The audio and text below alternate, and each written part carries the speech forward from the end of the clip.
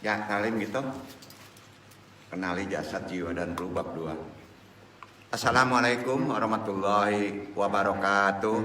Waalaikumsalam warahmatullahi wabarakatuh.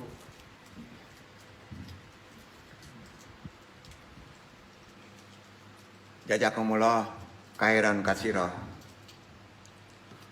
Berdoa kita seperti biasa diawali dengan syahadatain sama-sama.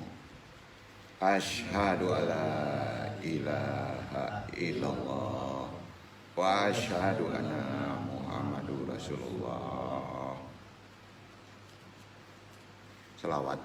Allahumma sholli ala sayyidina Muhammadin nabi ummi wa ala alihi wa sahbihi wa sallim. Istighfar. Astaghfirullahal rahim. Astaghfirullahal rahim. Astaghfirullahaladzim. Ilahi anta maksudi warid loka matlubi atini mahabataka wa marifataka. Zikir jahar. La ilaha illallah. La ilaha illallah. La ilaha illallah. La ilaha illallah Muhammadur Rasulullah. Nah hadiniya asyolihi wa ila hadrati Nabi Mustafa Muhammad sallallahu alaihi wasallam. Bil barokah wal karomah Syekh Abdul Qadir Waliullah bisyafaat Nabi Muhammad bi'idnina waridullahi. Ya Allah, ya Allah, ya Allah. Innaka ala kulli syai'in qadir. Takdi hajatina.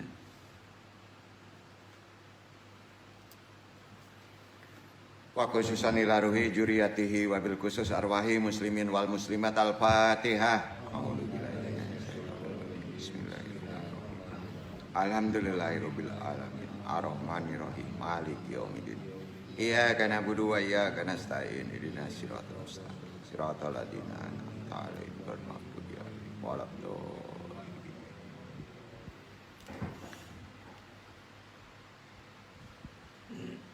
Allahumma ayyina lal Islam wa amitna las sunnah. Allahumma anta rabbi la ilaha illa anta khalaqtani wa ana rabbuka wa ala adika wa adika mastata'tu a'udzu bika min syarri ma sanatu. Abu laka bi ni'matika alayya wa abu ajanbi fakfirli fa innahu la yakfir junuba illa anta. Allahumma ya qadiyal hajat. Allahumma ya kafiyal muhimmat. Allahumma ya dafiyal baliyat. Allahumma ya rafi'ud darajat. Allahumma ya syafi'al amrad. Allahumma ya mujibad da'wat. Allahumma ya rahmar rahimin. Allahumma inna nas'aluka selamatan fidin wa afiatan fil jasadi wa jadatan fil ilmi wa barakatan fil rizqi wa taubatan qablal maut wa rahmatan indal maut. Allahumma habin anna sakatil maut wa najatan minan nari wal afan dal hisab. La haula wala quwata illa billahil aliyil azim. Alhamdulillahirabbil alamin. Innal hamdalillah nahmaduhu wa nasta'inuhu wa nastaghfiruhu wa na'udzu billahi min syururi anfusina wa min sayyiati a'malina. Man yahdihillahu fala mudhillalah wa man yudhlil fala hadiyalah. Wa asyhadu an la ilaha illallah wahdahu la syarikalah wa asyhadu anna Muhammadan abduhu wa rasuluhu nabi ibadah. Rabbi sari sadri wa yassir amri wa hlul 'uqdatam min lisani yafqahu qawli. Ya Allah, mudah-mudahan petaklim dan ditaklim ini semua urusannya dilancarkan dalam segala hal. Alhamdulillahirabbil alamin. Puji syukur tentunya selalu kita panjatkan kehadirat Allah Subhanahu wa taala yang telah melimpahkan rahmat dan hidayahnya kepada kita sehingga kita bisa berkumpul untuk bertalibul ilmi hari ini. Ewan ya ma'arahimakumullah ulama anal kumora wa masyayikh anal aijah wa bi muqaddimah murabbiyal dan ma'at asyatid al-fatah guru kita tentu jawabil qudillah dan andung tadimin dan dimuliakan Allah.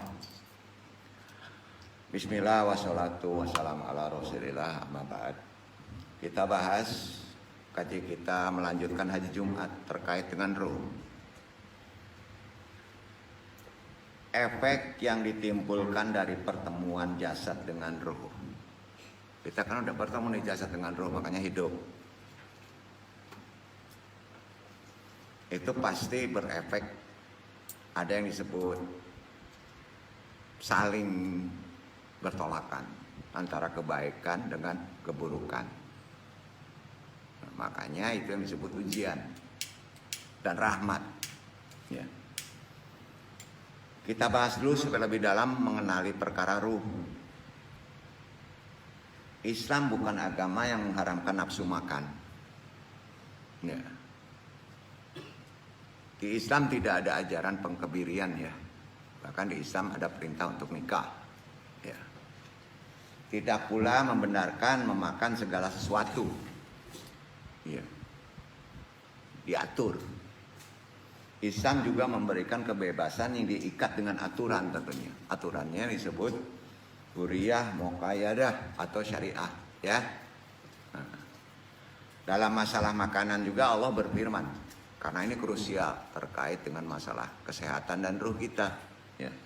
Walaupun itu makanan sifatnya materi. Dalam hal makanan Allah firman-Nya ini sangat kuat ya. Di sini yang perlu kadang-kala sering dibaca tapi lupa mengamalkannya dalam faktor makanan. Obesitas ya. Itu terjadi karena faktor kita tidak memahami ayat ini ya. Penyakit ya. Ya. Efek ini sangat beresiko dalam pola makan. Nah, harus makan tapi ada aturan.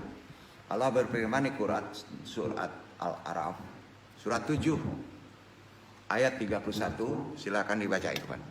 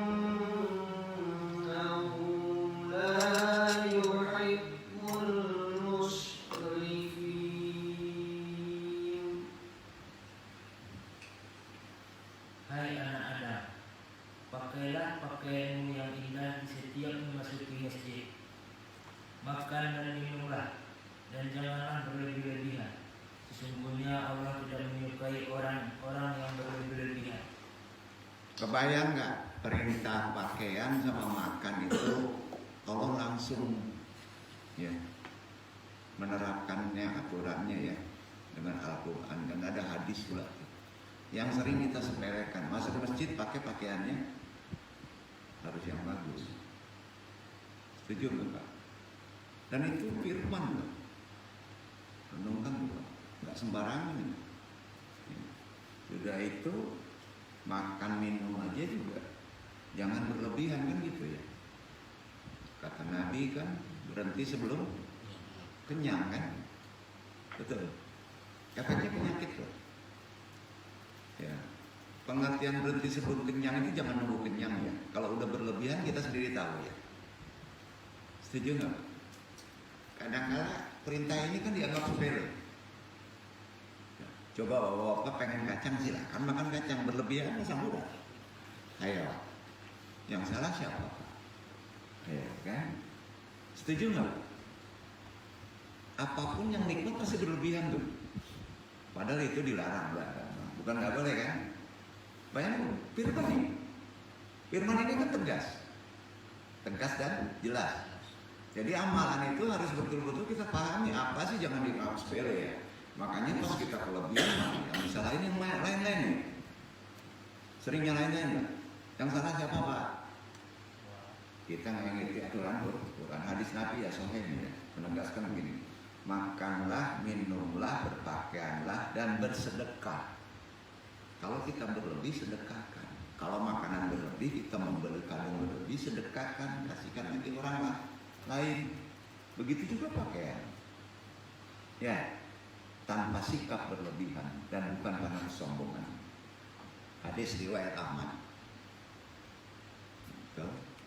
Maka penyakit itu seperti itu. Ya, Ruh nggak bisa nolong itu, karena itu wilayahnya hak bebas kan, iya kan? Nah, jadi di sini pentingnya kita syariat. Ya. Kalau di Andong konsepnya, Andong sampaikan yang sering lupa, bahkan ulama sering kebablasan juga lupa. Kajiannya makrifat, yang ini sebenarnya lebih dari makrifat dan kacau rumahnya nanti. Ya, betul kan? Nah. Jadi kita sudah paham, mengingatkan kembali perkara ini ya. Sebenarnya ayat ini hanya dibaca sama orang-orang pas masuk Ramadan. Setuju nggak? Ustaz ketawa betul nggak? Diingatinnya pas Ramadan katanya. Ayat ini bukan pas Ramadan aja, ya. Pas Ramadan ini dikaji. Ya Bani Adam, benar-benar sudah puasa. Bahkan pas buka itu gila-gilaan lagi. Berbuka kan bisa gila-gilaan itu. Bukannya menjadi kebaikan puasa, malah menjadi penyakit kan. Makanya setelah puasa gimana? Penuh air supe kan. Setuju nggak? Nyiksa. Praktek pengendalian hawa nafsu itu bukan karena Ramadan aja ya. Terutama makan, berpakaian. Memang diterapkan di bulan Ramadan itu pengingat untuk setahun. Maka 30 hari hukumnya wajib kan? Ya kan? Nah. Begitu juga hasrat terhadap perempuan. Bukan di Ramadan aja Pak ya. Ya. Yang dinilai Allah lah bukan waktu ritualnya. Selesai ritual. Betul? Khusus aja yang dinilai Allah apa? Sebelum ritual, sesudah ritual. Itu ada firman. Betul kan? Nah, Islam tidak mengharamkan perempuan, namun tidak pula membebaskan tanpa ikatan dan aturan kan? Iya kan? Nggak ada di Islam kajinya ini tidak boleh nikah kan? Harus nikah kan? Aturannya ada. Nah, untuk yang jomblo lagi ini enggak ya? Kesulit nikah ini termasuk kaitan ya. Allah berfirman di An-Nur 24 ayat 32 ya. Antum yang baca ya, karena pendekannya aja ya. A'udzubillahi minasyaitonirrajim, penggalannya wa ankihul ayyama minkum, dan nikahkanlah orang-orang yang sendirian di antara kamu. Itu aturan. Kalau kita nikah nggak boleh ada laki. Waktu dia sendirian. Jadi boleh, nggak ada larangan. Kita bujangan kawin sama janda boleh, tapi sendirian janda kan sendirian ya, gitu ya. Kita nikah sama nenek-nenek tapi nggak ada ikatan boleh, ya. Nah itu aturannya. Sebaiknya gadis ya, kan gitu ya. Dalam hal ini Rasulullah memberikan penjelasan, wahai para pemuda, siapa di antara kamu yang telah mampu, ya, terkait nikah itu bukan cepat aja, bukan Islam aja, yang mampu maka menikahlah. Nah mampu ini kan sering diciutkan dalam perkara rezeki, salah. Mampu itu patokannya dengan umur, ngerti? Kata mampu ini mentok pada umur, bukan kepada rezeki. Duduk. Itu banyak penafsir kayak gitu. Ya. Kalau umurnya sudah 30 sekian, sudah melampaui ya, harus. Kalau belum juga, belum ada jodoh. Ongrai kalau pikiran gitu, belum ada jodoh, ongrai namanya. Nah, lu hantam aja nggak mau tahu. Ya. Ya. Bodoh, bapak-bapak yang udah nikah, anak benar nikah dulu. Ya, ada rezeki ya, Ada yang masakin, ada yang nyediain, bener nggak? Tapi kadang-kadang jadi masalah nikah itu ya. Betul. Karena yang ngikuti aturan Islam gitu aja.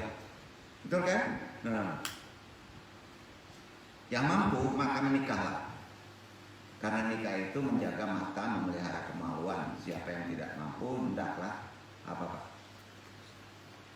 Hendaknya apa? Berpuasa. Nah, bukan ini Ramadan lah. Ayat ini bukan untuk Ramadan loh. Iya. Karena puasa itu menjadi penjaga baginya. Hadis riwayat Muslim. Kita loh Pak. Nah, adik kita nan bawa maaf ngomong ya. Kalau udah nggak mampu puasa, tetap aja nggak mau kan lu. Percayalah. Udah deh, itu berat itu. Nikah aja ya. Setuju ya? Di bulan Ramadan hasrat itu bukan dibuang. Ini masuk bulan Ramadan ya. Hasrat aja di bulan Ramadan nggak boleh dibuang. Betul kan? Tapi dikendalikan. Setuju? Setuju nggak? Bulan Ramadan kita kebiri yuk. Nah, nggak boleh dosa. Pas malam kita boleh berhubungan kan? Iya kan? Tapi dikendalikan. Ada waktunya, ada adabnya, ada aturannya. Betul? Nah, kebayang nggak kalau nggak bulan puasa?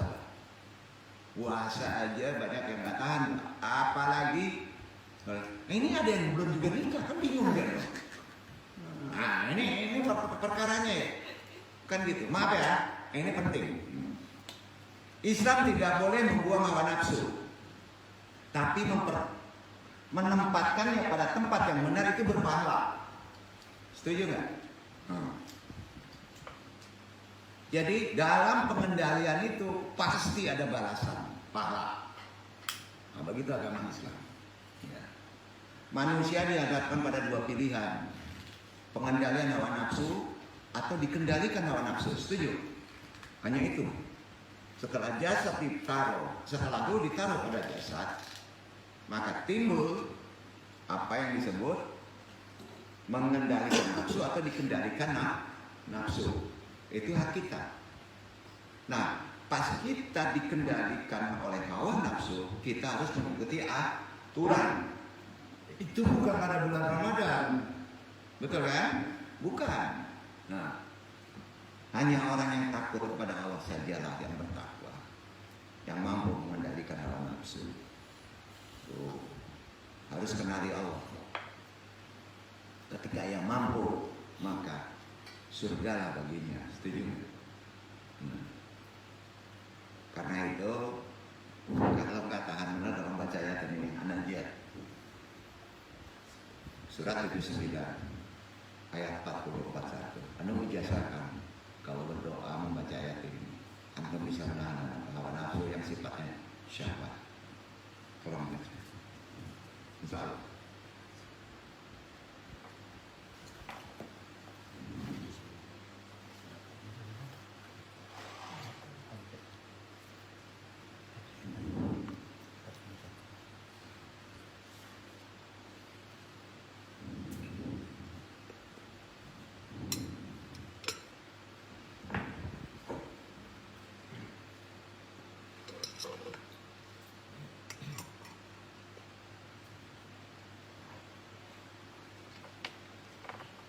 وأما من خاف مقام ربه ونهى النفس عن الهوى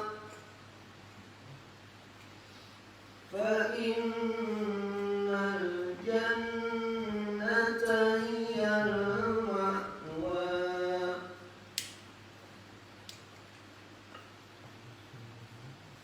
Dan adapun orang-orang yang takut kepada kebesaran Tuhannya dan menahan diri dari keinginan hawa nafsunya, maka sesungguhnya surgalah tempat tinggalnya.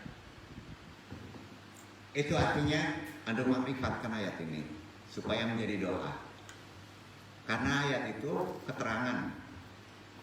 Ayat itu sudah diketahui oleh ruh. Ya.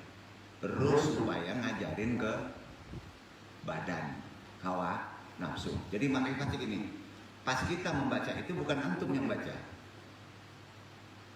tapi ruh yang memberi dakwah kepada badan. Marifatin aja itu dulu. Sampai Pak.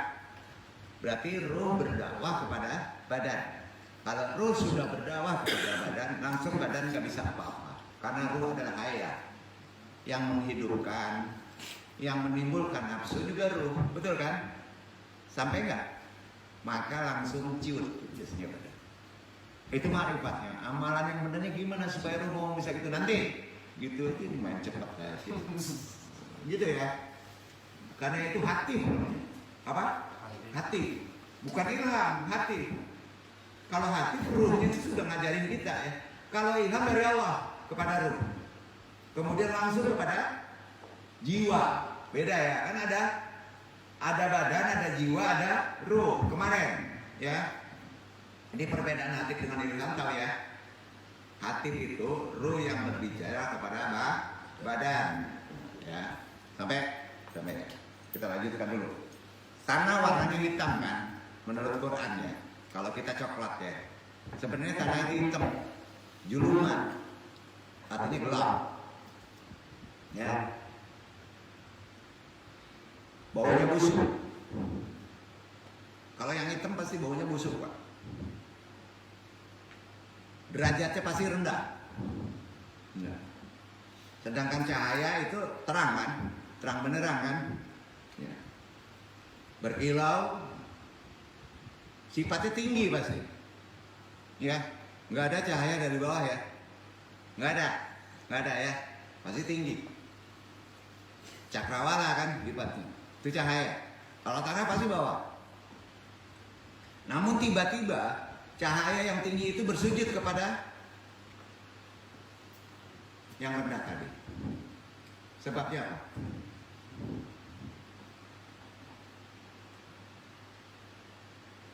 Sebabnya apa?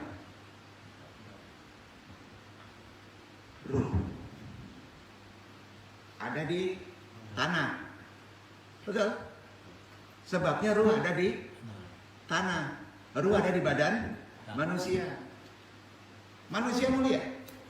Mulia, malaikat itu sujud kok. Ya. Ruhul Kudus. Itu kata Injil. Ruh yang suci. Ada bersatu di badan kita. Semuanya harus tunduk. Itu perintah Allah. Kutiupkan ruhku, maka mereka harus sujud. Takut sama jin, nggak ada ruh tuh. Kacau nih. Berjanji dengan jin, kacau nih. Bener nggak? Kacau itu. Besok menguji. Yang takut sama yang gitu belum ciku ini. Ke bawah. Dia harus kita kejar, bukan kita dikejar dia ya. Benar kan? Kita mau lihat. Malaikat itu tunduk loh. Itu Quran kan? Kita tertipu itu. Kalau bisikan.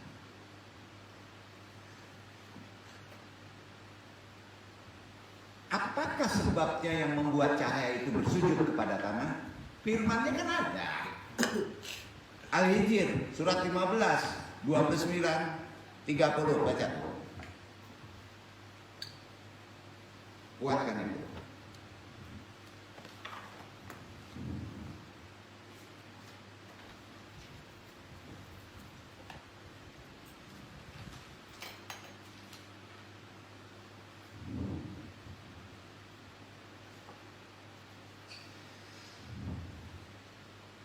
فإذا سويته ونفخت فيه من روحي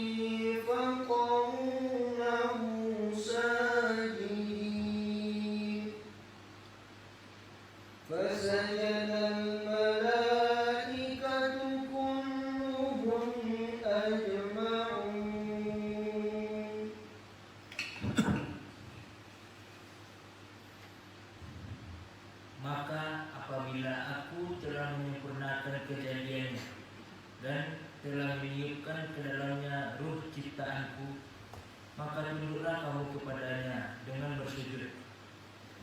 Maka bersujudlah para malaikat itu semuanya bersama-sama. Tahu amalannya di mana, Pak? Amalan ini supaya kuat, Pak. Waktu esensi tubuh kita nggak ada, ya, tidak lengkap tiga, ruh, jiwa, badan, kalau udah bersatu, kamu ini duduk bisa mendengarin taklim, ya, sadar, bukan tidur,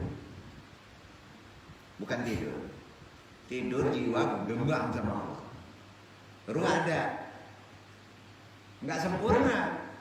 Kalau ruh dengan badan aja nggak sempurna, ya, nggak sempurna, belum sempurna. Jadi kesempurnaan itu pada jiwa. Jadi pas kita tidur ditarik, maka kita nggak sempurna. Mesti gimana? Bapak-bapak kalau tidur berwudu nggak? Nah, itu hadisnya ada. Maksudnya supaya kita jangan diganggu sama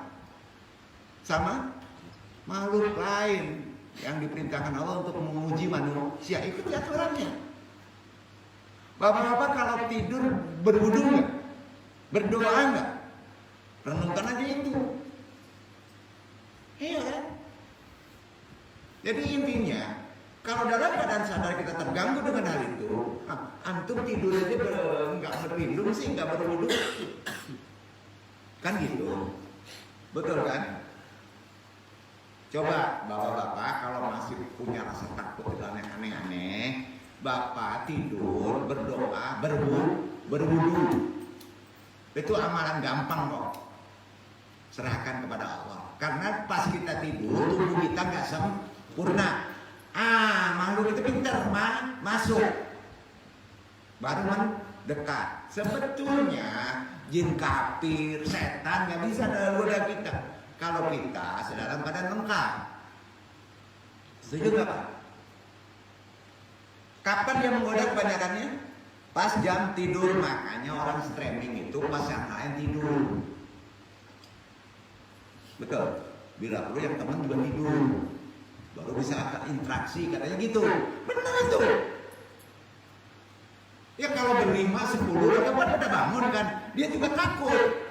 Ini kuat nih, yang sempurnanya banyak, katanya. Nah, ya dia pandai nipu kita harus nipu dia dong. Kira-kira paham ya? Ya. Udah, nanti besok kalau diuji 6 orang nggak boleh berdua, harus sendiri-sendiri, satu sana. Nggak apa-apa, kalau ada ilmunya. Syaratnya gimana? Mulai besok tidur berwudu ya, berdoa, doa tidur. Udah lah, mau kasih tahu lagi masalahnya. Nah, tapi kok kamu pintar kan? Tapi mesti dikasih tahu ini kan. Jadi dari mana sebutnya Quran bukan hadis? Karena ayat ini hadis. Ya. Enggak sempurna itu. Ternyata cahaya yang tinggi itu bersujud kepada tanah yang rendah kan? Tuh. Karena yang maha tinggi telah meniupkan roh ke dalam tanah tersebut.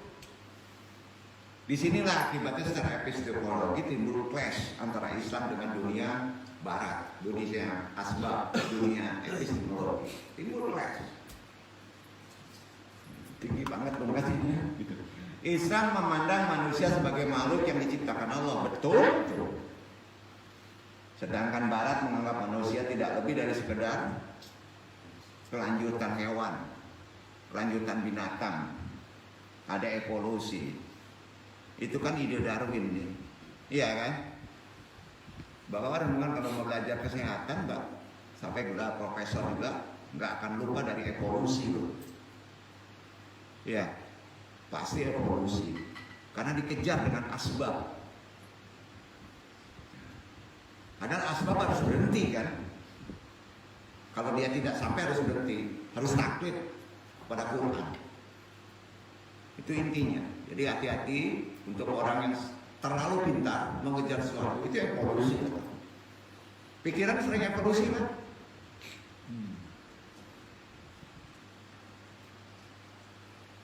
Ruh yang patuh kepada Allah mampu mengangkat derajat tanah yang rendah ke tempat melampaui batas ketinggian cahaya. Karena tanah itu telah memiliki beberapa sifat lahud. Bapak kalau sadar itu sudah memiliki sifat lahud di dunia, tapi dekat perkara kekuatan cahaya. Itu bahasanya. Ya, lahud ya bingung pula lahud, nggak ngerti lahud kan? Itu artinya lahud itu terkait sempurnanya manusia karena menyadari ada ruh yang memimpin. Duduk. Itu pengertian lahud. Ya. Karenanya ketika seseorang hamba mampu melepaskan diri dari makanan dan semua syahwat, maka ketika itu ia sedang bersifat dengan sifat-sifat roh. Setuju ya? Maka pas Ramadan kita menahan. Bapak-bapak itu seharusnya sudah lebih daripada malaikat. Jadi puasa Ramadan itu adalah 30 hari dipaksa kita menjadi malaikat. Setuju kan? Bahkan lebih dari malaikat. Kenapa? Malaikat tidak ada nafsu. Setuju nggak tuh? Kita ada nafsu. Kalau kita bisa menahannya, maka kita lebih daripada malaikat. Ketika orang bisa mendekatkan diri kepada Allah dengan sifat-sifat yang sesuai dengan sifat Allah, fisiknya juga harus ditahan. Makanya ingin mendekat kepada Allah, ada istilah puasa. Walaupun tidak bulan Ramadan, puasa. Kalau ingin mendekat kepada Allah, ini disebut puasa Senin Kemis. Kalau ingin lulus puasa Senin Kemis, betul kan?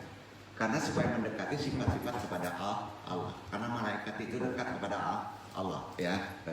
Maka Allah akan menisbatkan ibadah itu kepada dirinya. Paham? Kata yang paling dekat dengan kata ikhlas, disinilah kuncinya. Kira-kira apa, Pak? Kata yang paling dekat dengan kata ikhlas adalah secara bahasa umum murni. Apa? Murni. Murni itu harus tidak ada badan, tidak makan, tidak minum. Itu namanya ikhlas. Karena badan kita dimurnikan kepada ruh. Paham? Ya. Setuju kan nih? Ikhlas itu kata yang paling dekat adalah murni. Jadi tidak ada sangkut pautnya ikhlas dengan pasrah. Setuju nggak? Ya. Orang yang disebut murni itu bahasa Quran disebut mukhlis. Setuju kan? Mukhlis berasal dari kata kalasha. Arti kalasha tahu? Ada di kimia. Kalis. Tidak tercampur. Quran tuh tidak tercampur. Mabok, zikir, sholat tercampur kan? Iya kan? Nah, dengan satu apapun, air yang tidak tercampur dengan apa-apa disebut al-ma'al khalis. Betul kan? Air murni itu. Jadi bapak-bapak kalau ingin ikhlas, bapak-bapak puasa. Setelah kita mukhlis, maka doa antum dekat dengan Allah. Setuju nggak? Nah, bapak-bapak kalau berat benar ada satu tambahan, yaitu berpuasa. Itu perintah syariat. Nah, Nung jelaskan kenapa mesti berpuasa, udah paham. Supaya kita murni. Duduk ya. Berat suatu benda yang tidak bercampur dengan sesuatu yang lain disebut al-wajan al-kalis. Ringan. Berat murni alias neto. Betul? Neto kan namanya. Di zaman ini amat sulit mencari kemurnian kan?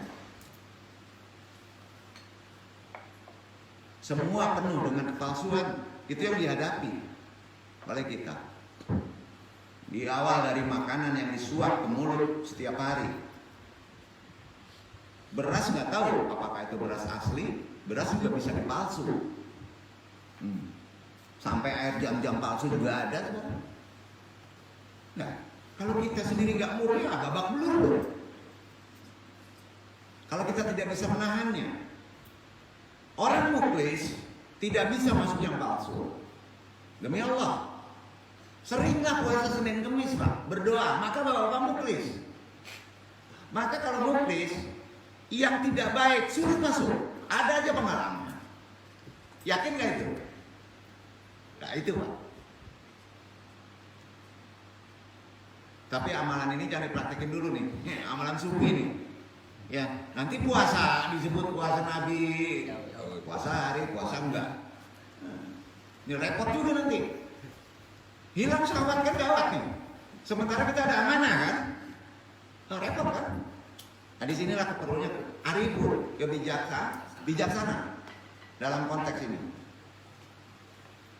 Di balik wajah yang cantik ayu, ternyata zaman sekarang banyak yang palsu. Ya, betul kan? Bulu mata juga palsu, aneh sekarang. Betul. Bapak-bapak kan tertarik dengan yang palsu. Cantiknya kok ya. Hidung palsu sampai rambut palsu. Nah, dalam dunia intelektual dijumpai ijazah palsu. Profesor dokter hanya 3 hari, Pak. Ada. Muklis loh. Muklas loh. Enggak pandai kita membacanya, enak gitu. Nah, kira-kira gitu. Saat lahir semua manusia berwujud sama kan? Sama. Namun saat kembali kepada Allah, ayo, lu kasih tahu, tidak sama wujudnya. Maaf ya, mereka pasti berbeda-beda. Ada yang berwujud, maaf ya, anjing, kera, babi, lebih buruk lagi dari itu. Nggak percaya mati lah antum. Saat lahir sama wujudnya, pas mati beda Pak, maaf, lebih buruk dari binatang. Nah, karena nggak ikhlas lagi. Ada juga yang bersujud sangat mulia, lebih baik dari wujud dunia. Ya, mudah-mudahan kita sampai ke sana. Tafsir ayat inna lillahi wa inna ilaihi raji'un yang benarnya, sesungguhnya kami milik Allah dan sesungguhnya kepadanya pula kami kembali. Ya, itu terkait dengan ini. Mukhlas. Bukan di alam dunia ini pun, ya, ruh kita ini berbeda-beda. Wujud fisik jasmani kita sama tetap. Bahkan sering kebalik karena cantik banget. Tapi palsu. Ya. Kalau antum melihat yang dipakai palsu, ya, antum akan bisa ketemu sama orang itu karena jijik. Sini kakinya ya. Dari rohani. Mudah-mudahan kita masih ditutup perkara itu. Antum itu, tapi ruh antum itu luar biasa membentuknya itu kepada yang menjijikkan. Nah, orang-orang yang murni melihatnya.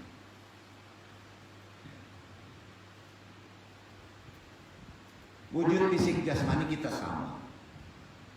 Manusia ganteng, cantik, indah, rapi dan lainnya. Tapi ruh kita belum tentu demikian. Mungkin berwujud binatang, maaf ya. Atau lebih buruk, bahkan menakutkan. Wujud ruh kita di dunia dibentuk oleh apa yang kita sembah. Duduk. Jadi kalau ditanya, pas bergabung, wujud ruh ada perbedaan dengan wujud fisik. Kita hanya ditakdirkan oleh Allah melihat tubuh fisik. Ya. Tubuh ruh yang bersatu itu juga membentuk rupa. Ya. Jadi kalau ingin melihat orang yang paling jelek, pakaiannya palsu. Maaf, lebih jelek dari binatang. Nggak percaya, ikuti ajaran dulu. Antum nggak akan milih yang cantik nanti. Nanti kata orang gila. Ayo. Gimana tuh? Jadi yang kita kejar yang menguasai ruh kita ini. Jika yang menguasai ruh kita adalah nafsu hewan-hewan itu, maka seperti itu pula lah bentuk ruh kita. Belum mati ini. Yang cantik tadi itu dimakan tanah, Pak, diserahkan ke tanah. Tapi bentuk ruh yang terpengaruh dengan kehidupan syahwat tadi tetap ke bawah kepada alam barzah selanjutnya. Itu ada di Quran loh. Nah, jadi gak heran kalau orang bisa jadi harimau, bisa jadi bebek kan? Gak heran kan? Gak heran kan? Mungkin berupa hewan liar, hewan pemangsa, perusak, atau mungkin pula hewan yang menjijikan. Jadi jangan salahin korin aja dong. Korin itu kemampuan dirinya. Kalau kita itu perjanjian loh. Kasihan sama roh. Kalau itu yang menguasai nafsu, apalagi sifat nafsunya sudah menjadi syaitan, siap-siap untuk berubah ruh dari Allah yang bagus menjadi hewan yang rendah. Maka seperti itu pula bentuk ruh kita. Dan jika yang menguasai ruh kita adalah sifat-sifat Tuhan,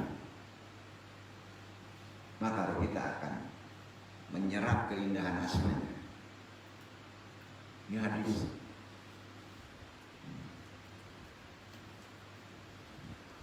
Menikmati cahayanya, memancarkan kebaikan dalam hidupnya. Jadi bentuk ruh kita di dunia ini tergantung dari apa yang kita sembah, apa yang kita maui cenderungnya. Pengertiannya begitu? Ya. Kata sembah sengaja menulis secara lebih jelas di sini. Ya. Karena maknanya bukan menyembah secara fisik. Bisa jadi seseorang sholat seperti merasa sedang menyembah Allah, tapi mungkin saja hati dan ruhnya sedang menyembah keinginan. Ya. Mungkin saja yang sedang dia perjuangkan, yang menguasai ruhnya itu bukan dari Allah Subhanahu wa taala, Rabb kita, melainkan dari nafsu duniawi, hewani, syaitani yang tidak terlihat oleh manusia lain. Maka tidak selayaknya seorang manusia merasa aman dan nyaman hanya karena fisiknya, walaupun dia sudah sholat. Bapak-bapak satu sholat masuk ke hendak yang sifatnya syaitan, maka bapak-bapak berjalan kepada sholat yang lain, berubah bentuk ruh. Seperti apa yang disembahnya. Paham? Bagi orang yang peka kebaca. Sedih juga ngaji kita ya. Dan yang disampaikan bohong nggak nih? Enggak ya. Itu firman Allah. Ya. Jadi hati-hati Pak, merasa sudah fasih menyebut asma Allah, merasa sudah soleh, merasa sudah berbuat banyak kebaikan dan lain sebagainya. Karena kita semua tidak tahu seperti apa bentuk ruh kita saat selesai kita ritual, apalagi wujud diri kita nanti saat menemui Allah inna lillahi. Juga kita tidak tahu apakah kelak kita akan menemuinya dalam wajah yang rahmatnya. Kita kan tidak tahu. Rahmah wajahnya itu yang disebut husnul khotimah. Ya. Ataukah wajah gadapnya syukur khotimah? Kita nggak tahu. Ketidakmampuan melihat wujud ruh saat hidup di dunia ini itu benar-benar sudah rahmat Allah. Artinya antum bisa bersosial. Maka jangan berdoa minta diperlihatkan ruh-ruhnya. Yang duduk ini kalang kabut, nanti berbeda pikiran. Betul kan? Nah. Jadi rahmat nggak bahwa ditutup itu? Rahmat ya. Jangan mau seperti yang duduk ya. Capek Pak.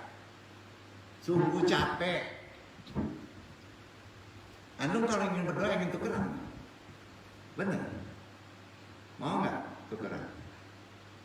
Nah. Bersyukur kalau bapak masih ditutup. Bisa bergaul. Kalau bapak dibuka, melihat istri bapak-bapak, kayak melihat bangkai gimana Pak? Ah, turun talak 3 loh. Gawat kan?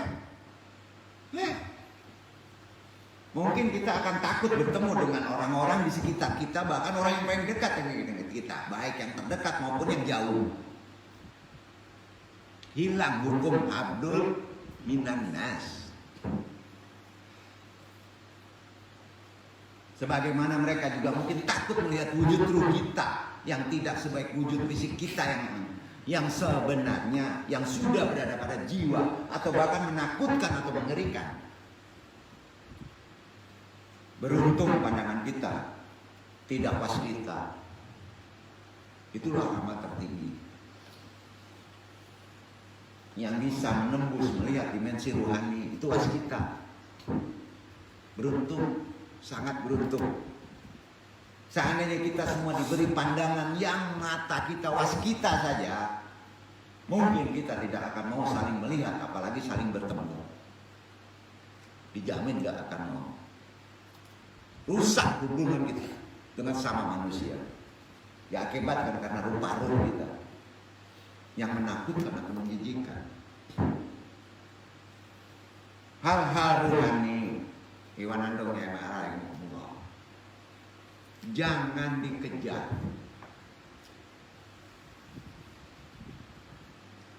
Kalau antum sudah merasa ada, ya, bersyukur. Yang baik bisa menjadi rusak. Yang tidak baik pun bisa menjadi baik. Semua kendali Allah.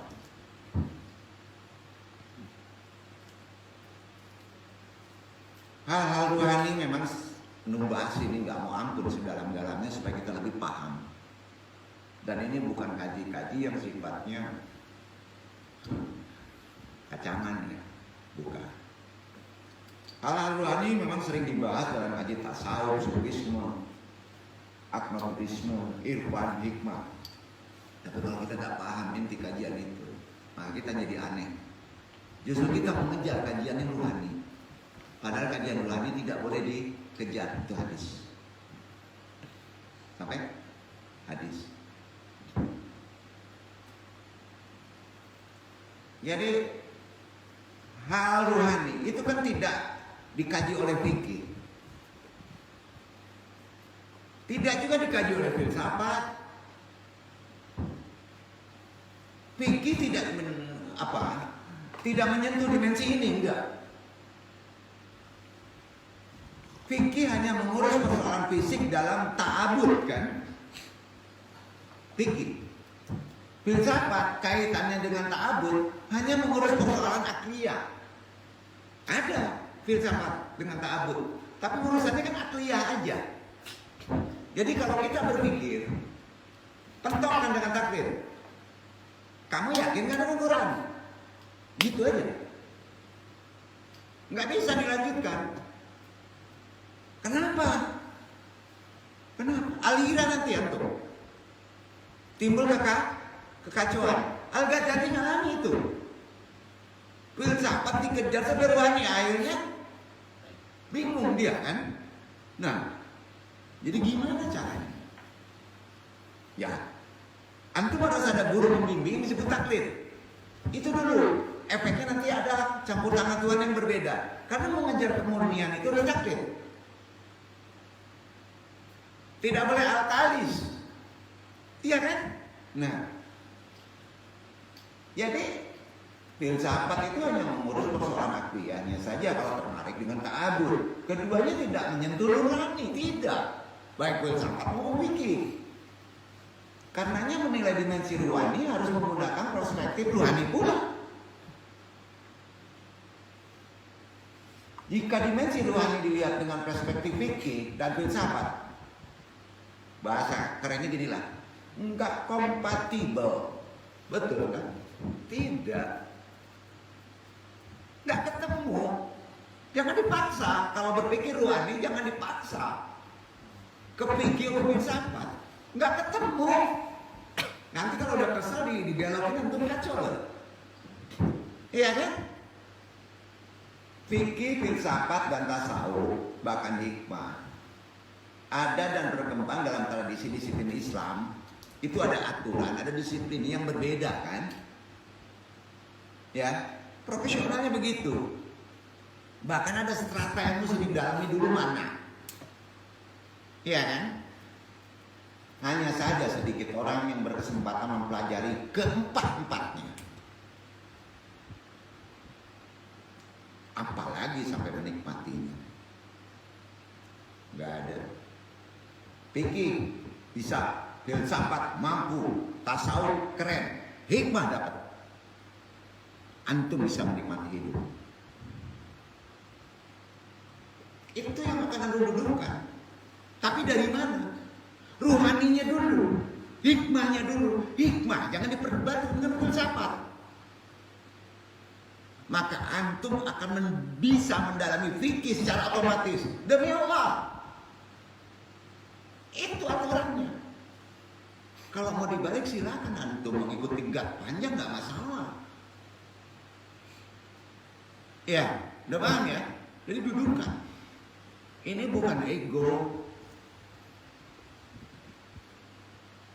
Ahlul marifat itu udah sempurna menikmati 4 kajian tadi. Fikih, filsafat, tasawuf, hikmah. Kalau udah sampai sana, pas melalui dunia rohani, antum apa? Taklid dulu. Ya, taklid aja dulu.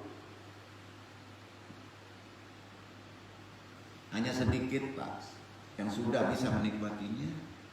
Sedih dong. Ya. Kebanyakan mereka hanya sampai pada titik fikih.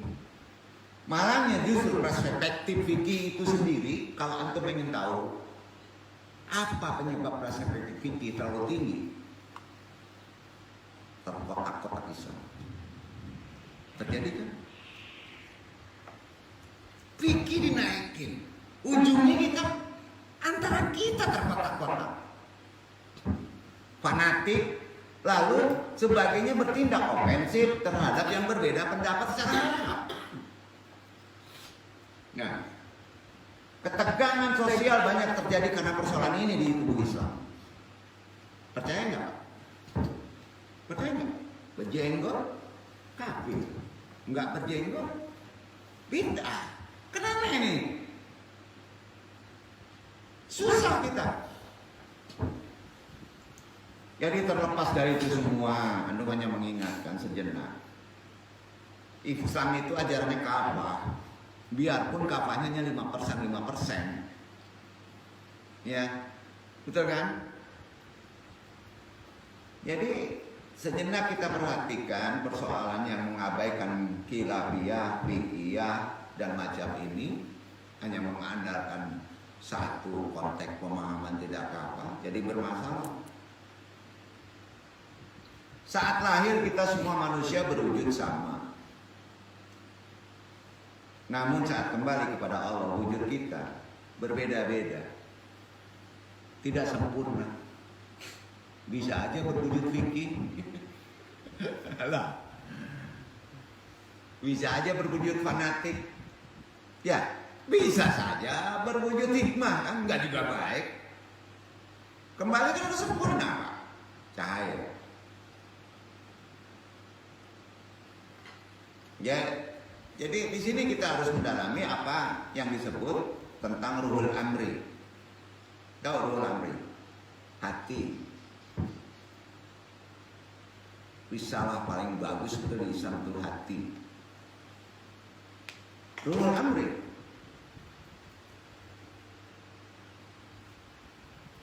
Terutama dalam konsep perjalanannya, ruhul. Intinya ya dari soal Mirajul Mukminin kan, bukan hati yang ini Pak. Ya. Tamyiz, ruhul amri, qalbun, ruh yang membedakan antara manusia, jin, malaikat, hewan. Setelah dikaji dalam kitab-kitab Islam, didapati ada bermacam nama istilah roh kan. Jangan pusing ya. Yang diberikan oleh ulama. Bahkan dalam Al-Quran, kalau kita lihat ada bermacam nama. Antara yang terkenal ialah roh. Yang paling tepat kan roh. Ya. Ada kalanya ia dipanggil dengan qalbun. Jadi bingung nanti nih. Ada. Roh itu disebut qalbun, ada disebut juga hati. Fuadun. Basirun fuadun. Ya. Itu roh juga. Hati sanubari, latifatul rabbani, ruhul amri. Orang Melayu itu sering dipanggil hati, nyawa, hati nurani, hati sanubari, Melayu. Tetapi yang terkenal adalah roh. Ya. Roh yang sedang kita uraikan kaji ini, kalau dia berperasaan, sedih, gembira, senang, terhibur, marah, atau sebagainya, maka dipanggil dengan roh atau hati atau nyawa. Sedih, galau, maka itu disebut namanya nyawa, hati atau roh. Waktu kita berkehendak, ya, berkemauan, merangsang baik sesuatu yang berkehendak itu positif atau negatif, ya. Baik itu buruk maupun baik, baik yang dibenarkan atau tidak, halal atau benaran, dia tidak dipanggil lagi roh, tidak lagi dipanggil hati, tidak lagi dipanggil nyawa roh itu, tapi ya dipanggil nafsu. Apa? Nafsu. Kalau di waktu ia berpikir, mengkaji, menilai, memperhati, menyelidiki, maka dipanggil akal. Bukan ruh lagi, akal. Kalau begitu uraiannya, maka nafsu, ruh, akal, nafsu, ruh, akal hakikatnya satu. Nah, udah bingung nih. Bingung nggak? Nggak ya? Kak uraian kan begitu. Kan semuanya roh itu hakikatnya satu. Ya. Iya kan? Jadi roh terserah, roh bisa berubah-ubah. Roh kan dimensinya rohani. Sifat rohani bisa berubah-ubah. Kalau antum pikirannya pengen seperti sifat wawaw, serakah, antum jadi wawaw. Enggak? Betul itu Pak. Antum jadi wow. Ngeri nggak Pak nih? Jadi yang paling ruhani itu bukan jin bro, untuk merubah bentuk manusia. Manusia Pak. Jiwa itu bisa berubah bentuk. Harimau bisa? Ya bisa. Bapak nggak percaya mau jadi harimau, makan tuh daging harimau. Beringasan aja Pak. Ruh antum bisa berubah jadi harimau, diwakilkan oleh jiwa, terbentuk fisik harimau. Boleh misal? Ya nggak boleh, tapi bisa kan? Logika kita menerima nggak? Itu ilmunya. Aduh ngeri ya. Nggak, saya soal roh aja. Berubah tuh. Balikinnya gimana? Jangan minta kandung dong. Ini ngaco ini. Nggak percaya. Udah antum ngerokok dulu ya. Gue gampang nih ketemu. Jadi untuk mudah bisa dipahami begini ya, kiasannya ya.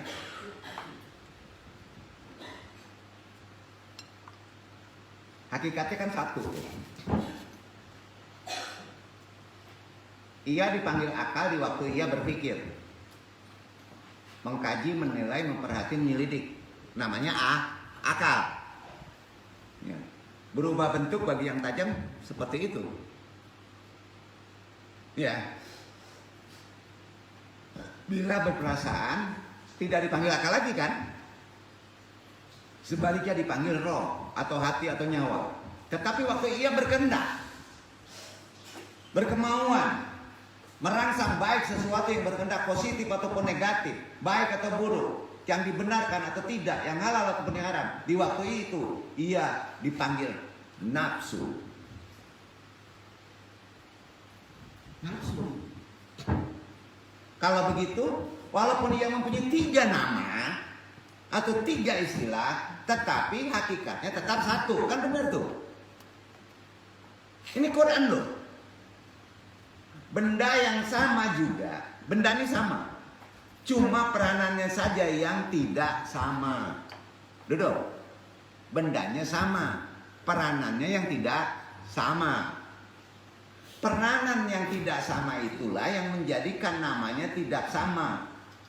Namanya berlainan. Jadi nama kita itu sama menjadi tidak sama karena peran kita yang berlainan. Duduk gak? Nama kamu disifatkan atau tidak? Ini didalami oleh Al-Ghazali loh. Sampai ke titik ruh, sampai ke titik pembentukan. Untuk mudah dipahami begini ya, kiasannya ya, ulang lagi, manusia bila dia berbohong dinamakan apa? Pembual, pembohong, pengicu. Nggak ada namanya kan? Ini orangnya pengicu mah, betul kan? Walaupun namanya Munda, maaf, betul kan? AA nih begini, pengicu nih mah, berubah nggak? Apa rubah lah nama apa berubah itu namanya? Bentuknya pun berubah. Nanti waktu tidur, itu nyengkik itu waktu tidur bro. Ada ini ilmunya. Kira-kira ketangkap nih. Ditungguin lama sama bininya kan. Ada yang nggak usah dikaji itu. Anu kan bilang cuma 5 menit kaji begitu.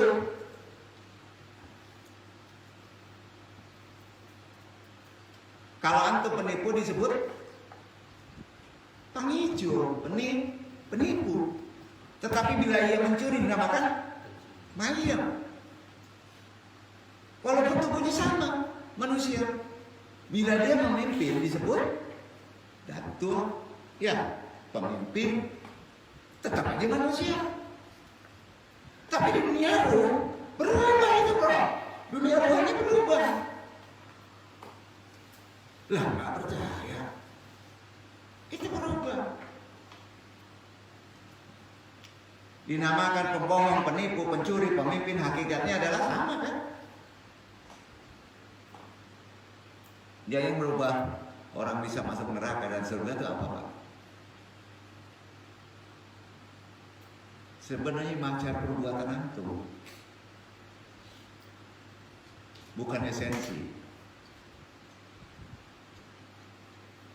Kenapa fisik yang sama dapat ditimbul istilah yang berlainan? Ini karena peranan tidak sama. Antum hidup di sini peranannya antum apa? Apakah bila namanya berlainan, orangnya berlainan? Tidak kan? Orang yang sama juga kan?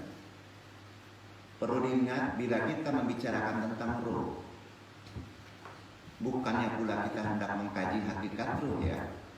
Hati-hati ya. Atau mengkaji ain, atau mengkaji hakikat jaro, bukan begitu ya. Nah, karena jat atau hakikat roh itu tidak akan dapat dilihat oleh mata kepala.